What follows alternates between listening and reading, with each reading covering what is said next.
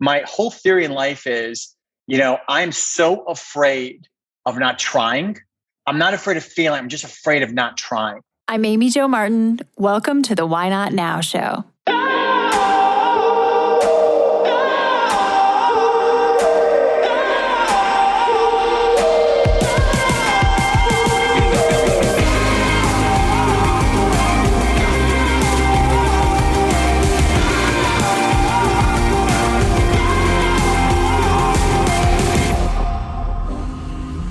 You know that thing you've been thinking about doing? Yeah, that one. Why not now? Have you ever actually taken the time to ask yourself, what's stopping me? Let's talk it through. This is your chance to give that idea the attention it deserves and take action. Each episode, I have a chat with a fascinating person, from entrepreneurs to athletes, celebrities, my parents, rocket scientists, and all walks of life. We talk through a critical time when they've asked themselves, why not now? We dissect that day or even that moment, step by step. Just let go.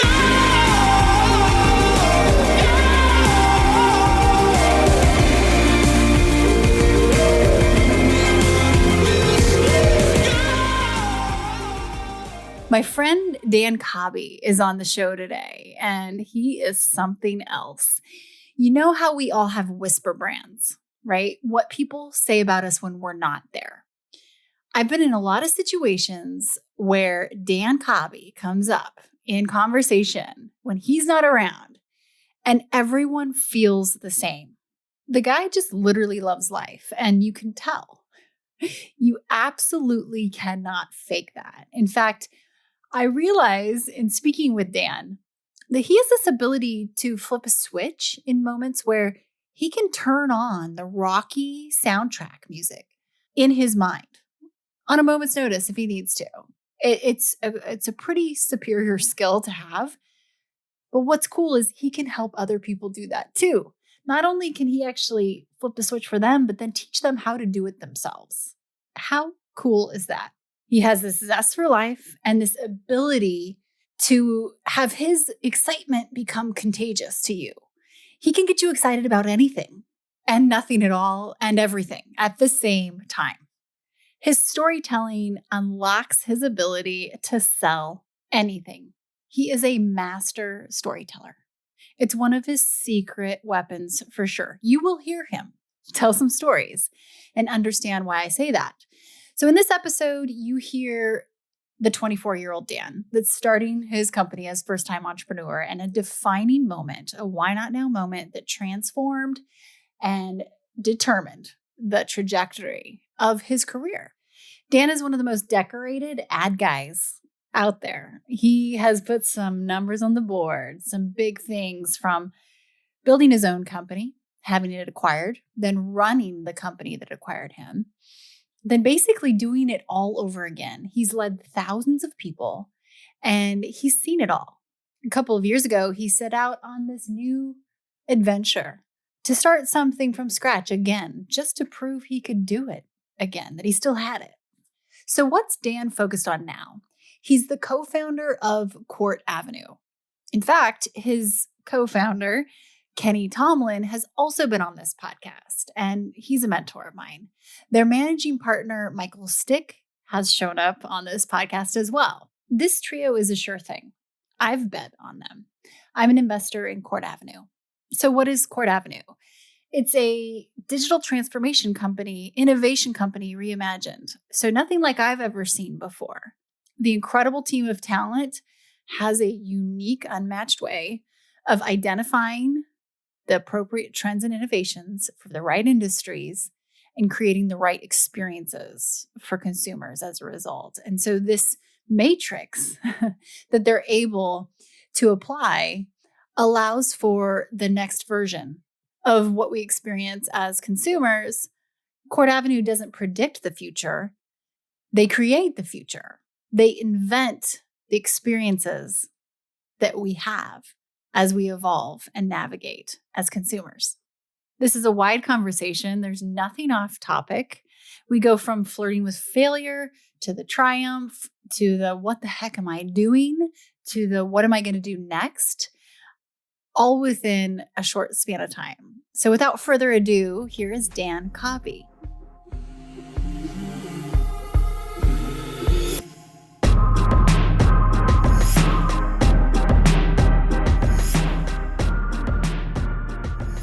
Dan, welcome to the show. This is such a treat. Thank you so much for joining me. And in the spirit of why not now, let's hop in as we typically do. Can you tell me about a time when you had a big decision to make and you had to ask yourself, why not now? We will dissect that day, minute, hour, season, and really understand how you went from idea to action. Great. Well, first of all, Amy Jo, it's great to be on here with you. I'm super excited, number one, because I know you have an amazing kind of audience base and you are an amazing human being. So I'm looking forward to just kind of sharing with you my story and my, kind of my chapters. And hopefully we get a chance to connect with the rest of the renegades out there. And, I'm an open book, so I'd love to share whatever I can share. But I think I have several different moments in my life. I think about why not now.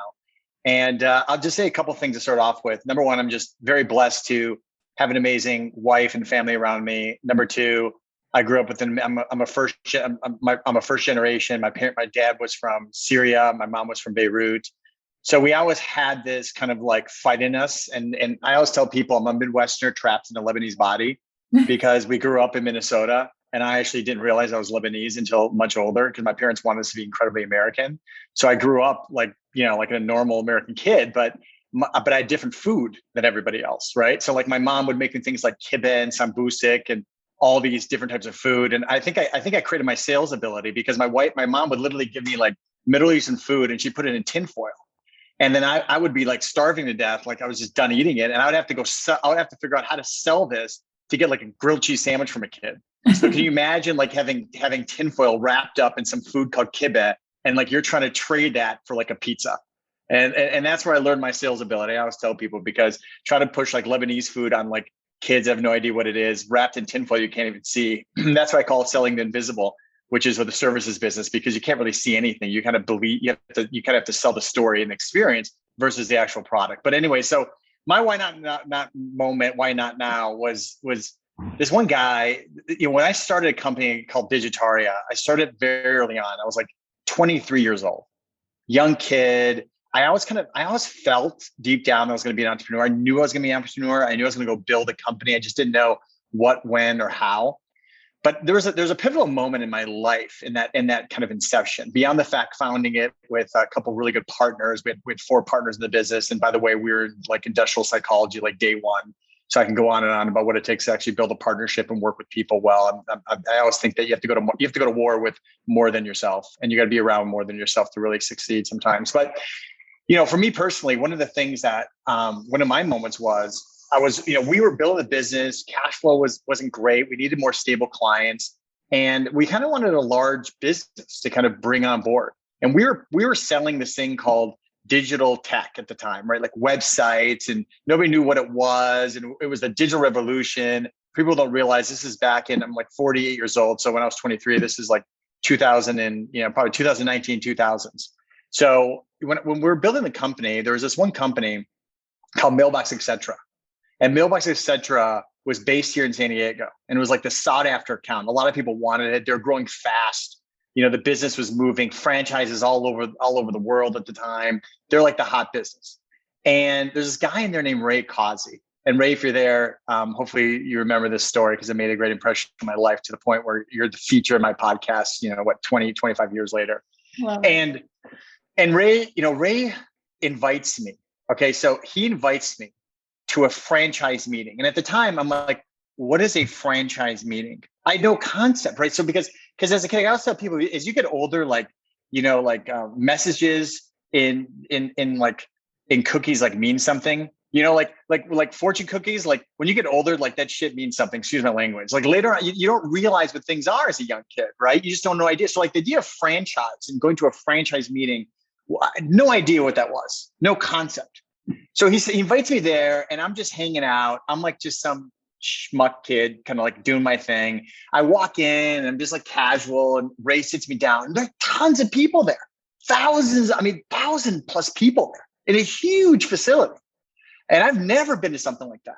And I was shaking my boots just being there. Like I was out there, the day before that I'm pitching like, digital like bait and tackle companies. Here I am in the middle of like this massive environment. And I'm like, young kid, never been here, don't know what this is. And this guy, Ray, invites me in.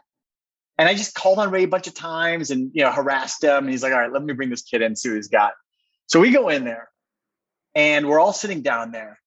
And I noticed like all these agencies are there, which I tracked the agency market. So I knew kind of the people, all the major agencies, and one of which was Ogilvy. And Ogilvy is one of the most famous, people don't know, Ogilvy made, or David Ogilvy created, one of the godfathers of advertising. And I was in love with that. And I'm like, holy cow, just being in the room with like an Ogilvy sign was like a massive deal for me. Like I couldn't believe that I was here. So we're back, and Ray was in charge of their entire digital business at Mailbox. It didn't exist. There wasn't a thing of it. They knew they wanted to be online, but he was like in charge of it. He's a really good, really savvy guy, good speaker. So Ray, we're sitting down, and we're all sitting down. He has his whole team there, and Ray's sitting next to me. And I run to the bathroom. I come back. I go, Ray. I go, oh, I hear you going up in a few minutes. He's like, yeah, I'm going up in like in 10 minutes and I'm going to tell everyone what I'm doing. I'm like, that's great. He looks at me, Amy Jo, and he goes, Dan, I have a question for you. I go, what? He goes, what do you think about you speak in my behalf? Amy Jo, I sat there and I said, Ray, you're obviously, that's really funny. You're kidding. I know that's a joke. I mean, this is a huge venue. I mean, no one in the right mind would do that. And he goes, Dan, I'm totally serious. I'm like, Ray, there's no way you're serious, Ray. I'm a kid. I'm a little kid. Like, what do you mean I'm going to go up there and talk? What am I going to say? He's like, Dan, you've pitched me so much on the vision of digital and where we need to go. Just go up there and speak. I'm like, Ray, there's like thousands of people. Everyone's here. I'm like, what are you talking about? I'm like, there's no way I'm going to do this. And he looks at me. He goes, Dan, if you want our business, this is your moment. Ooh. Says this to me.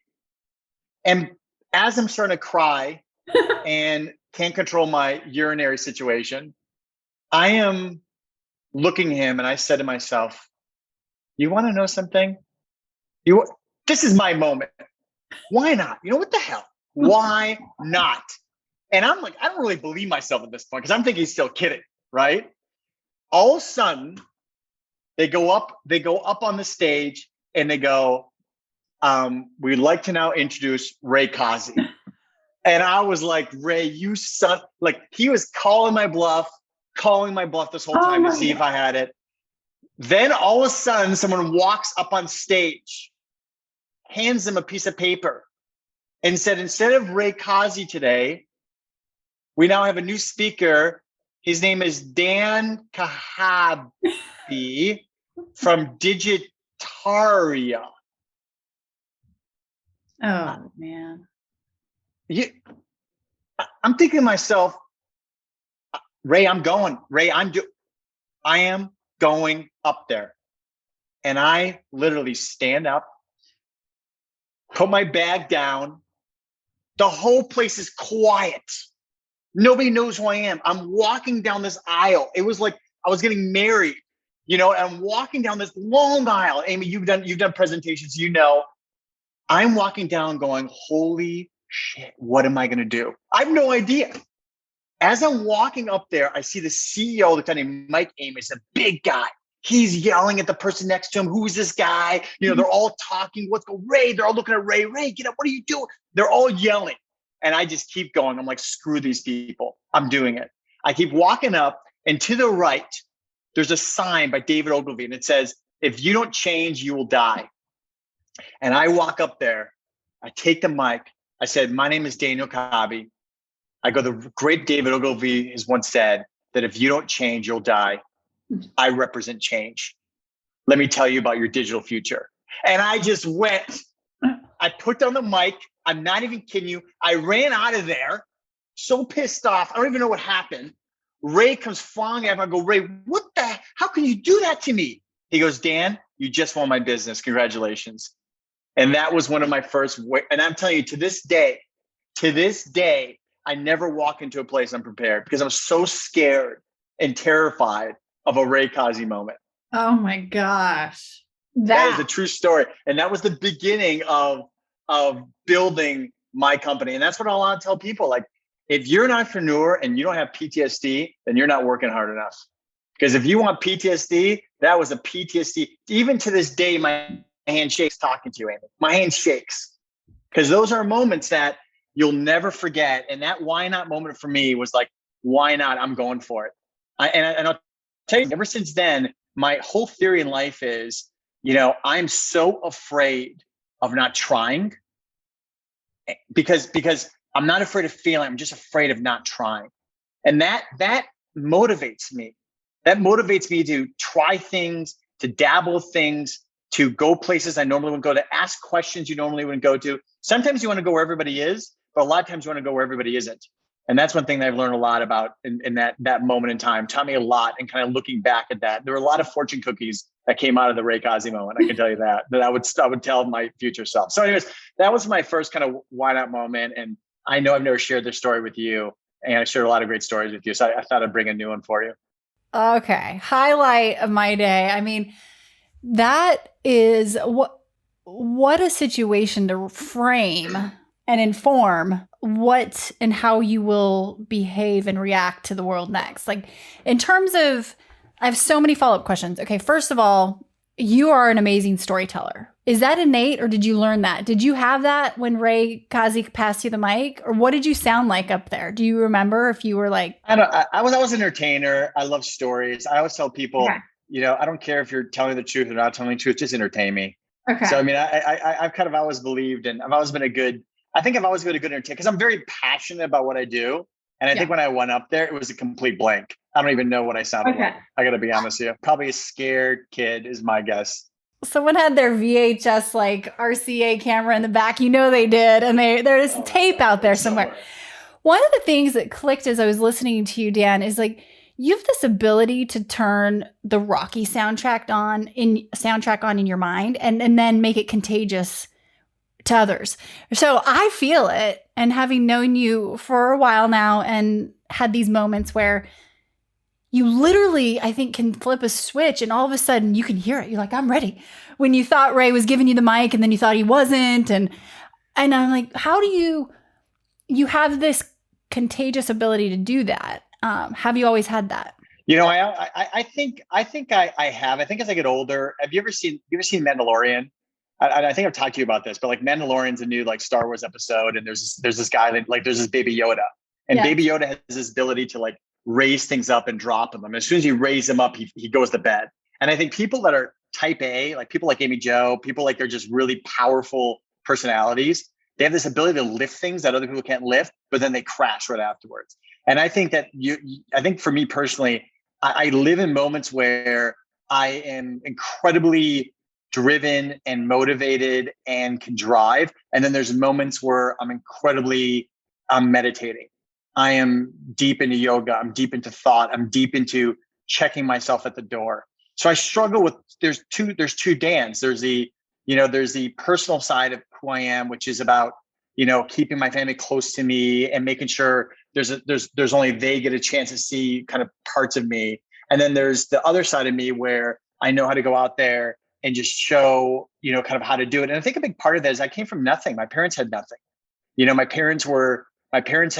gave me love, right? And they gave me courage, and they always allowed me to be the person I am, right? They never, I always tell people that like the dumb doctor in my family went to Harvard, like there's a lot of kids, I'm one of five. And like, I always loved the fact my parents supported who I was, and they allowed me to be the person I am today, which I'm still kind of defining that, right? Like, I think, people talk about success and all these things. And, I sit there and I think for me personally, it's all about going out there and just being better every day and pushing every day and trying to help people around you. So for me, it's about trying to help people achieve amazing things. So I leave these moments for like people that are in really tough times where they need that rocky moment.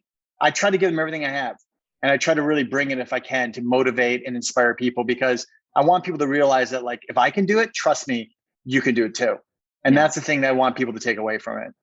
It's true that you do that. I think teaching others to how to turn it on themselves when you're not there, in terms of like pushing their own buttons, is such a gift, is such a valuable thing that it's pretty unmatched. I don't know too many people that can pass that, that ability. So it's funny. I can hear the Rocky music sometimes. And I think about our conversations around companies and being entrepreneurs. And right now, we're going to get to this, but we'll do the movie trailer of what happened next with Digitaria and so on and so forth and where you are now. But you've had plenty of times in your life where you need to turn that Rocky music on often because it's a street fight, which I've heard you say, like it can be, being in a startup, being an entrepreneur. You mentioned PTSD. If you don't have it, are you trying hard enough? But that is a gift. That is a skill that you better learn how to turn on your own Rocky music because everybody else is busy, right? Yeah, during my first major downturn in business, I had the Rocky moment, and then the economy crashed, and I had the moment of humility and just being incredibly humbled about the fact I couldn't sell myself. Rocky music couldn't sell yourself out of a global turn, and it's hard to believe that because when you've lived off of that, that ability to kind of move things that other people can't move, but you can't move an entire economic downturn. And that was hard for me. It was the first time where I call my superpowers didn't work. And that was when I learned a different side of me to seek advice and knowledge and become a really good listener and ask really good questions. And I think humility is a part of that. Did it get you out of bed though? Could that Rocky music get you out of bed at least enough to go ask the questions? I think the Rocky music, without a doubt, got me out of bed. I mean, I think that's what got me across it. I think for me, I just don't believe in I don't know. I don't use the term. I don't use the F term. I don't even want to say it. The failure term. I just don't use I don't use things like that. I don't believe in that. I don't think of that. I think we create our own way of seeing the world. And for me personally, I like really tough moments because tough moments, you get a chance to see not only what you're made of, but what are the people around you made of? And so I enjoy tougher moments and good moments. I actually get very nervous around good moments. When things are really good and everything's moving, I get really, really nervous because I know that it's just around the corner that I'm gonna have to dig really, really deep. And those moments of digging deep, every entrepreneur that's listening to this, they know what that means. I mean, that the soul searching, the humility that comes with losing, the thought you're gonna be incredibly successful, you just couldn't get there. There's a tremendous amount of courage it takes to go out there and say, I'm gonna put my flag down and say, I'm gonna create something for myself, right? You're the few people that do that. And with that courage takes a lot of, it takes a lot of heat and you gotta be ready for that mentally. So going back to your point, life's a street fight because if you're not on the street and you're not fighting, then what are you doing? Something's wrong. And that's why I feel more comfortable on the street than I do in the boardroom as a general rule of thumb. We're going to take a quick break and we'll be right back. Hi, everyone. If you are digging this podcast, please do us a favor and subscribe, rate, and review on iTunes. It just takes a moment and it means a ton to us. One of the things that you've said to me before that rings in my head, and I always repeat it, and of course credit you, is the answers are on the street. They're not in a whiteboard session, right? And it's so true, and how quickly we can trick our minds into thinking that those strategy sessions, and not that they're not important, but that's not where the end all answers are. And going in and getting that feedback from the street. So let's do the movie trailer here. It's early 2000s. You are first-time entrepreneur. You are in your 20s. You have the stage. You land mailboxes, etc. Holybuckets.com bubble burst, among other things. 9/11. What happens next? And then, if you were to tell me the 2-minute version of how you got here today, where you are, and where you are literally, to describe that for everyone, what does that look like? Well, I'll tell you the real down moment was, number one, we're on the verge of losing our business. So it was pretty much a done deal. Digitaria was done at that point. And I'll never forget, I had my first child. Her name is Mara. And we're about to deliver our baby. And literally baby's coming out. And my business partner somehow sneaks into the hospital, intoxicated, comes into the delivery session and looks at me and says, Dan, Mel, I'm so sorry to bother you. I know you're about to have a kid. Kid you not. No, I'm serious. Joe. He goes, I want to let you know that we're out of cash and we won't be able to fund payroll this week. And that's how my first baby came into this world. I mean, and that was a really tough moment for me. Like, here I am giving birth to my first child, and I'm watching the death of my first child Yeah. die in front of me. That was a really, really, really tough moment. And I never forget this. I was with my wife, and we were outside. We had our first kid, and we went home to Minneapolis. We're both from Minneapolis. My wife and I met each other in first grade, by the way. It's really fun. But anyways, that's just the point. You probably sold her the food, right? I know. But we're I'll never forget, we're sitting outside, and we had our first kid, and Mara, and we're outside. We figured out some short-term cash flow, but I'm out there shooting basketball, and Mel calls me in. I just got another really difficult call about the business, how basically it's going to go into receivership, and we're in big trouble. Banks taking over the business. They're calling our loans, which I can go into detail on. It was a really tough moment for me, and I'll never forget this.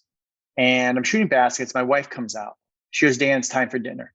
And I'm like, I'm about to explode. I'm like, "What do you mean it's time? Dinner? Like, we're about to lose everything. And you're talking about dinner." She's like, "Dan, there's nothing more important from all of us being together for dinner with my parents." And I'm thinking, you want to know something? There is. It's about our business going out of business. But you want to know something? It was that moment I realized my wife was right. That no matter what happens, no matter how difficult things are, family is the most important thing. And it's the only place really to find your soul again. And I kind of said, you want to know something? I'm going to put down the call.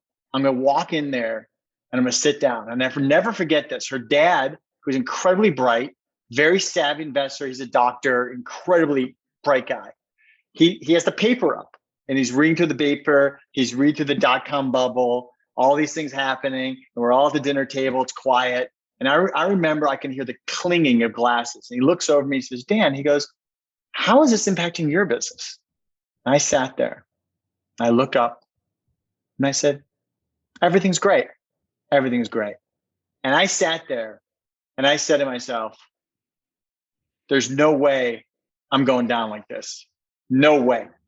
And that moment was that moment where I said to myself, I'm either going to sit here and I'm going to cry about it and not come out of it. And I call it this is the death kill. This is the moment where entrepreneurs die. It's a moment when too much and you can't make it through. And I'll never forget this. At that point, I ran downstairs after 8. I called my business mentor, a guy named Lee Leachtag, who did so much for me in my life. This guy was unbelievable. Made millions of dollars, billions of dollars, unbelievable successful guy. He's like the kind of guy you think is dead because his name's on everything, but he's actually alive. And you meet him, you're like, oh my God, he's amazing. And I called Lee and I said, "Lee, I'm in big trouble." And he says, "Dan, I'm gonna give you some advice.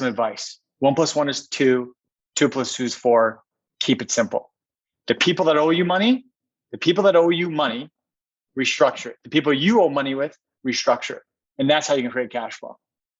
And at that point, he gave me tools to go out there and begin fighting. And I never forget, after I got out of this mess, I called Lee one day. I said, "Lee, I want to thank you because you could have given me money. You could have written me a check. You could have done anything to get me out of this. Instead, you did the most important thing is you shared me your wisdom and gave me your knowledge that allowed me to go out there and figure it out." So that was the first moment where we began saving the company by understanding how economies and operations and how business works. And then from there, I ended up realizing that I needed people around me. I needed a really good operator. I needed a really good tech guy. I needed more around me. We ended up kind of going out there, and I found this company that had a really good operator in it, had a really good tech in it, they had a really good story. And I'm like, this is it. And we literally merged our companies together without even signing anything. And we began working together immediately. Wow. And then later on, we began, at that point, and I'll never forget this, he calls me up, goes, "Dan, like, you focus on selling, I'll focus on operating." And now, ever since that moment, I always have a very strong operator, because what I realize is I got to be better at my strengths, and I've got to outsource my weaknesses. And I've really, really kind of focused that as like my mantra on how I do business, which is you'll find me play a very specific role so I can save my energy for these rocky moments or pitches or everything. So I surround myself with people that can play different roles, and that allows me to be incredibly good at what I do. But without the great people around me, I can never be the person I am today. And that was the first moment I realized, man, I really needed that. And that was our run. We turned the company around. We ended up built Digitaria flew. And then I realized, I'm like, I want to see how good we really are. Let's see how good we really are. And I began moving to New York every summer to get to know a company called WPP because I was obsessed with them. I don't know great detail. They were so convinced. For those listening, real quick, explain WPP in case you're It's not. the largest marketing service company in the world, $16 billion. They own every major advertising agency in the world. And if you're in my industry, I was obsessed with them. To me, that's like, if you're playing basketball, like Mike, if you could play basketball with Michael Jordan, like that, or LeBron, depending on what area you're in, like they were that. And I studied them my whole life. I ended up moving to New York almost every summer. So they were convinced that our company was in New York. That's how much they saw me. And eventually they decided to buy us. And that was a great moment in my life because it was the first time I actually built something, failed at something, lost something, rebuilt something, merged with something, and then sold all that to a new company. And the lifespan of kicking off all the way to the acquisition of WPP was 8 years until the first merger. It was about 7 years for the first merger, and then another 7 years after that. I would say 5 to 7 years in that range. It was a long haul. Yeah. That's a big fight. Yeah, I don't give up much easy, Amy. Like I don't give up. I got to finish the job I start. And so this was, you obviously wore a lot of different hats in those, 14 whatever plus years. You're acquired. You are now working for under WPP and the company that you're under their umbrella. Yeah. Before that, my brother-in-law had founded a company called Razorfish with a guy named Jeff Dotches. And these guys were killing it, man. They created this amazing business and they talk shit to me all day. They're like, Dan, you're in San Diego. Look what we're doing in New York. I was like, San Diego is like a third world country for marketers. It's not even like on the map. And these guys are killing it. And I used to go there to Razorfish. I'd walk in that office. Amy, man, I've never been so in love my entire life. I sat there and I couldn't consume. It was like, I couldn't get enough of it. What they were doing was unbelievable. And I swore to myself that one day I'm going to build a global company just like them. With the candy bars and all the fun stuff. I wanted to be part of building a global company. And I just wanted to do it out of San Diego. And you know why I wanted to do it in San Diego? Because everyone told me I couldn't. And it just pissed me off. And when you tell me I can't do something, that doesn't sit well with me at all. And that's when that you talk about the Rocky music, that's when it goes on overdrive. And that moment, going back to it, like going to WPP, one of the biggest reasons selfishly is that I want to build a global company. I wanted to see what I could do on a global stage. I wanted to go connect with people all over the world. I wanted to know about my Lebanese roots and who I am as a person. I wanted to hug people all over the world. I wanted to see what I can do. And when we ended up joining WPP, and the reason why we joined WPP, and this is the reason I decided that this would make sense for me personally, was because I knew that they had a weak business in there called J. Walter Thompson. And I knew that with the right movement, I have a shot to build what was Digitaria into a global business through J. Walter. I didn't know how I was going to do it. I didn't know when I was going to do it, but I just knew I could do it. And that's what I set out in doing. That's how I decided that J. Walter Thompson was the best fit for our company. Nothing to do with the money, I could earn money everywhere else. But you want to know something? What's more important than money is accomplishing personal goals. And I could care less about the money. I wanted to see if I had the ability to build a global company. And that was most important to me. Amazing. So you did that for another 5 years. And then... Well, it was the best time of my life. I had a great time, Amy. That's not founder, co-founder. Like you're now CEO. This is different leadership. This is different day. Your day is going to look a little different. What was your biggest lesson in leadership throughout all that?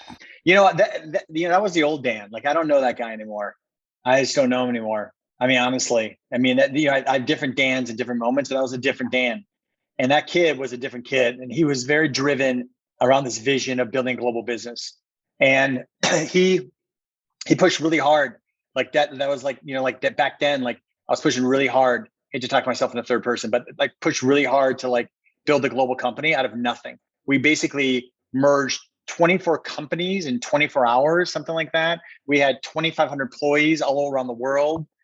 We launched it in Singapore. I would do day flights I'd do like night flights to like Dubai. I mean, it was a different game. And for me personally, I had experienced that.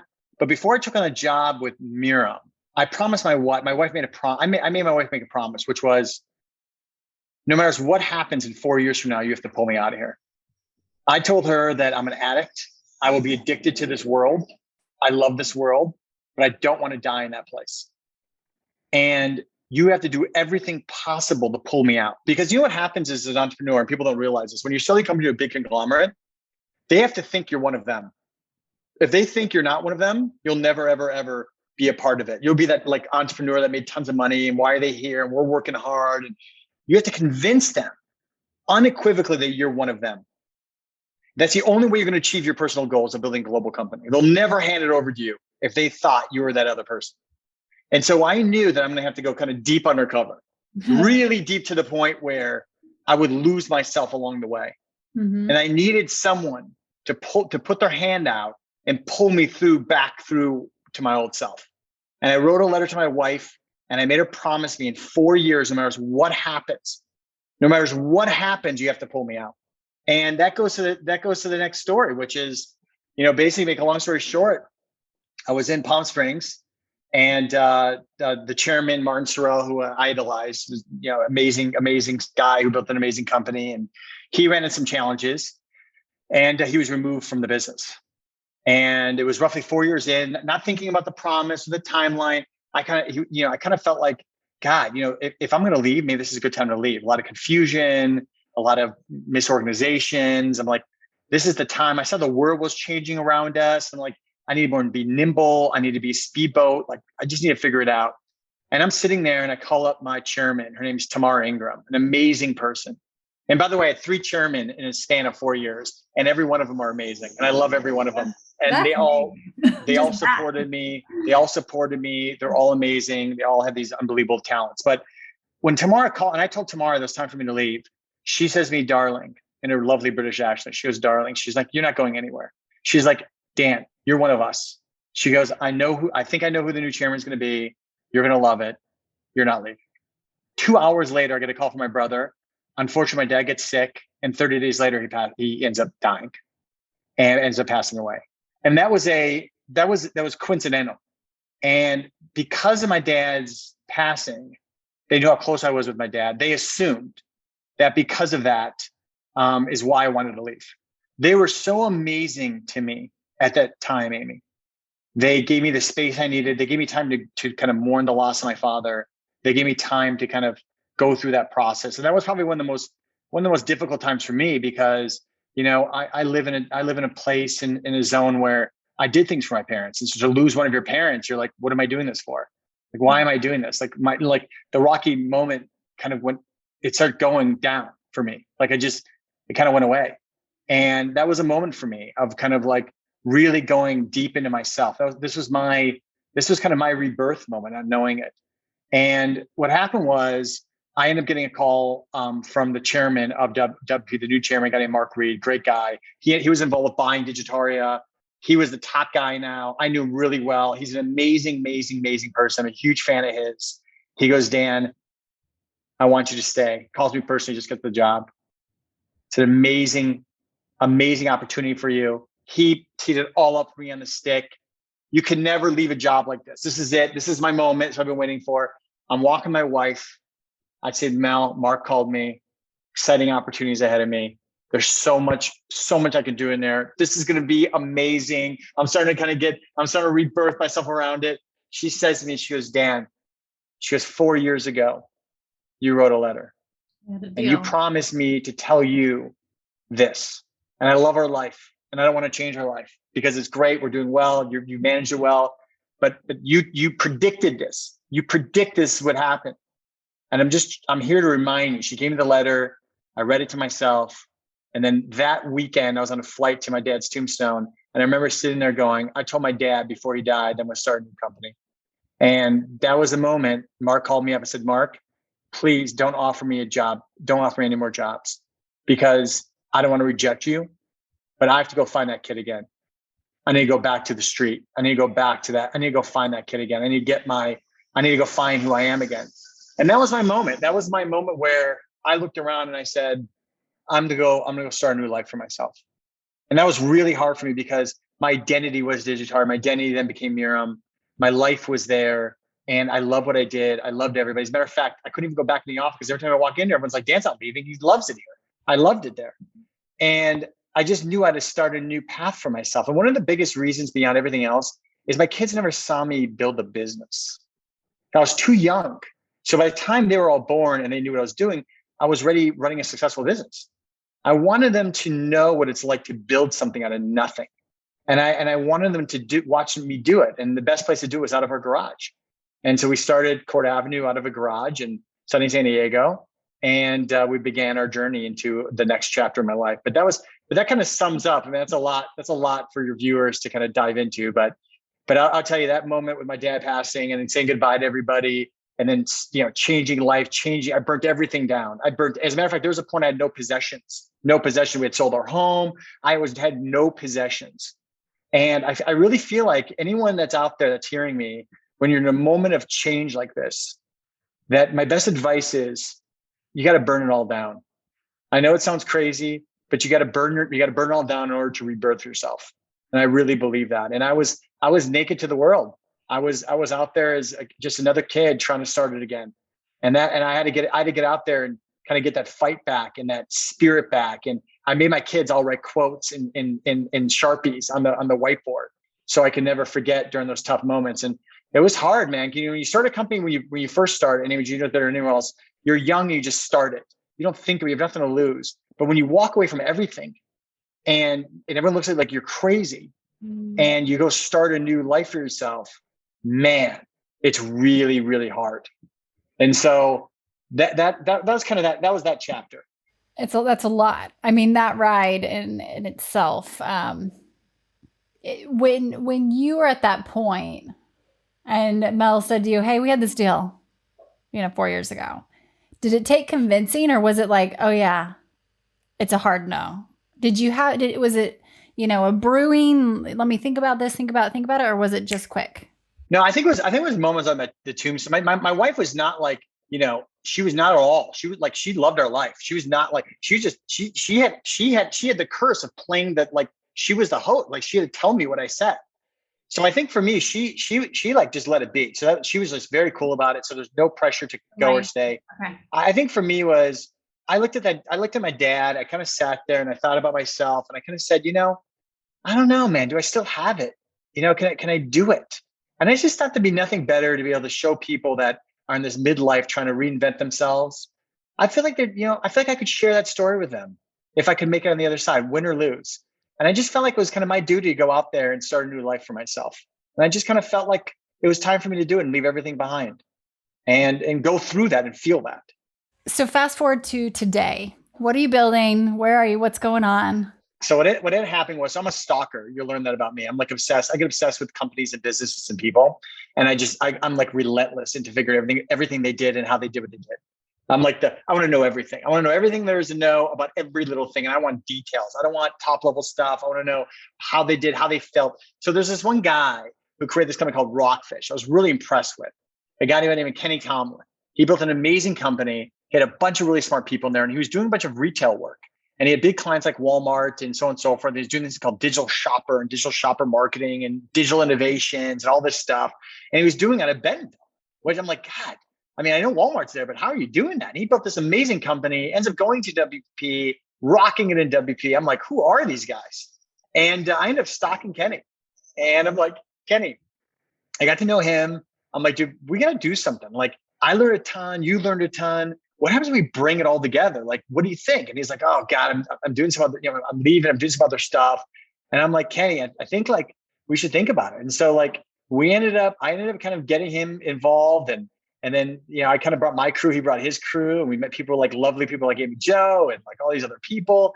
And then we started this company called CourtAvenue, which basically has three components. We have like a digital services business, which is really focused on strategy consulting for Fortune 1000 businesses that are looking to kind of win in digital. And we're doing a lot of tech and infrastructure and strategy work. And our clients are Kia Automotive. We're doing Kia.com and Kia in-car. And we're doing everything around the digital ecosystem.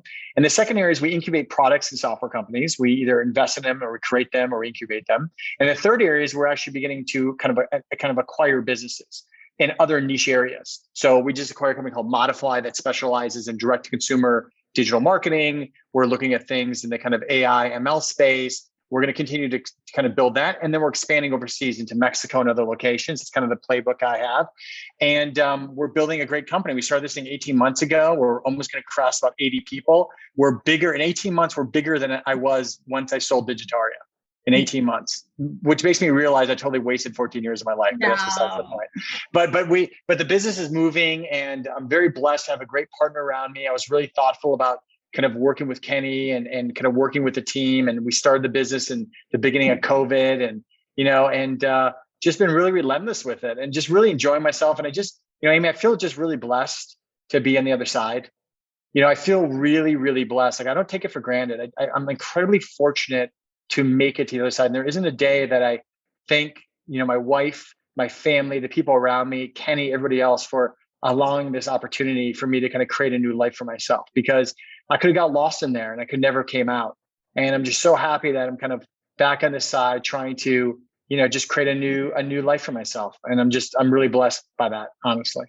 Well, I know I've learned a ton from you, Dan, and I think it's like one of your superpowers is spotting talent and organizing around it to create something that's unmatched, which the results that you've been creating at CourtAvenue, which I think is funny, by the way, because my dream out of college was to go work on Madison Avenue. And now I never did that, by the way. There's some Jennifer Aniston movie about her working at an ad agency, whatever. I did my ad agency stint, but now I'm an investor in CourtAvenue, which is much better, by the way. Learning from, from the hardcore, best ad guys in the world. So lucky me. But what's the one thing you keep learning over and over? Oh, man. I mean, I need really good operators around me to succeed.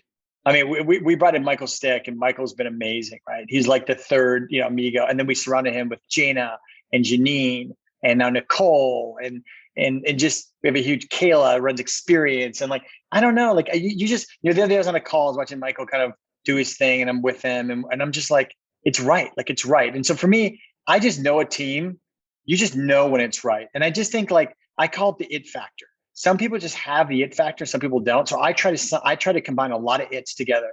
And if you don't combine, if you have one weak it, you're in big trouble. So I try to combine a lot of unique skill sets, and I want diversity. I want different perspectives. I want everything to be in there. And that's what makes our business great. Because at the end of the day, talent, the people, I'm not talented like them, Amy. Like, I don't design stuff. I don't code. I feel blessed that they allow me into their world. They're superpowers. And my job is to create a safe environment for them so they can feel comfortable doing the things that they do.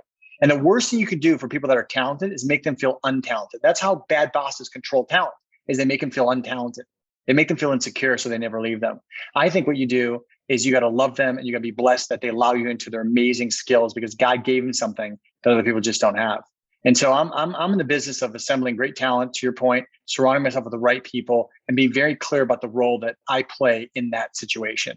And I just do my role the best I can do. And that's what I try doing. I love it. And you're doing it. I mean, what's lovely, if you're listening to this and you want to learn more about Kenny Tomlin or Michael Stick, they've also been on the show. And it's a trifecta. It's interesting to look at the dynamics between leadership, but then also what you've all surrounded yourself with, this mosaic of it factors, for sure.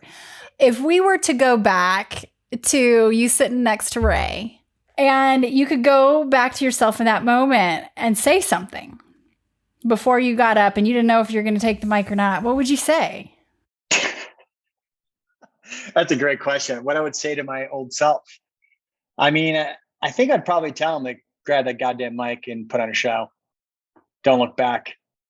I think we all, listen to me. One of the biggest reasons I do meditation and I try doing yoga is that it's really easy to beat your own self up.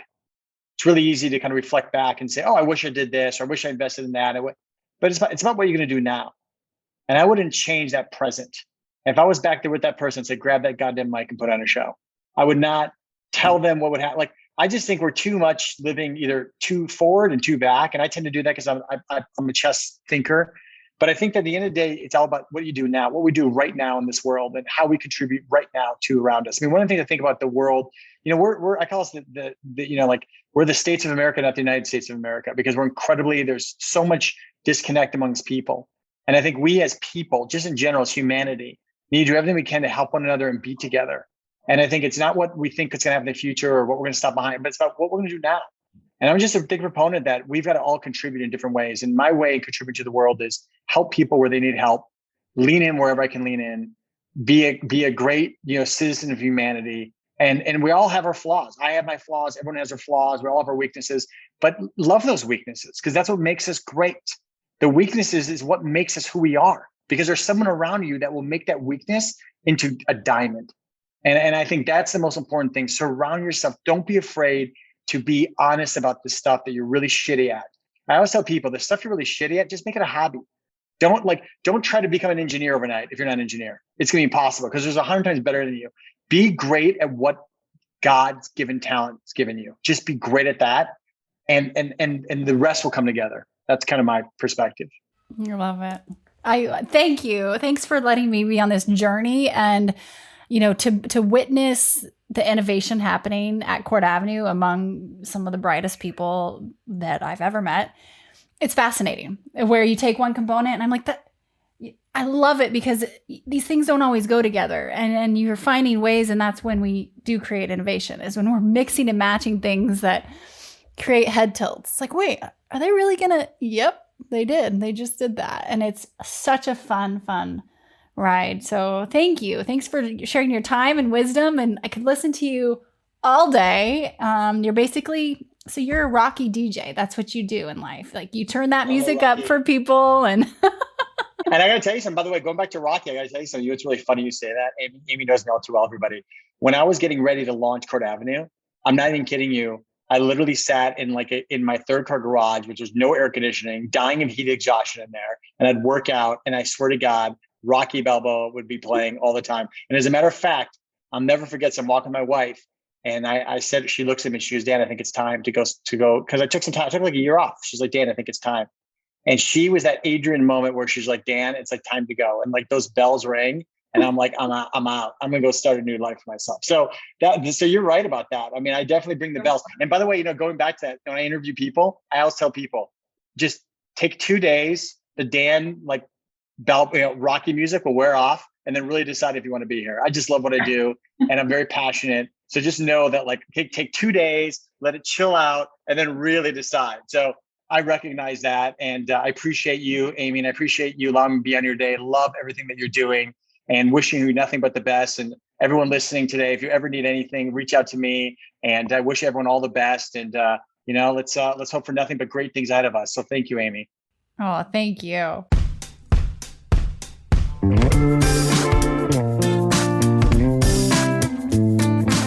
Hey everyone, thanks for listening to the show. Hit me up on social media to let me know what you think. I'm at Amy Jo Martin on Twitter, Facebook, Instagram, and LinkedIn. And I want to hear your why not now moments so I can share them on the show. Just send me a note to whynotnow@amyjomartin.com. For show notes and other offers, you can visit amyjomartin.com/whynotnow. And while you're there, don't forget to sign up for my email newsletter for exclusive content and announcements. A big thanks to Rock Salt Music for all of the tunes by the talented John Coggins. And of course, a hat tip to Richard Brewer for editing and producing the show. I'll see you next time. And until then, why not now?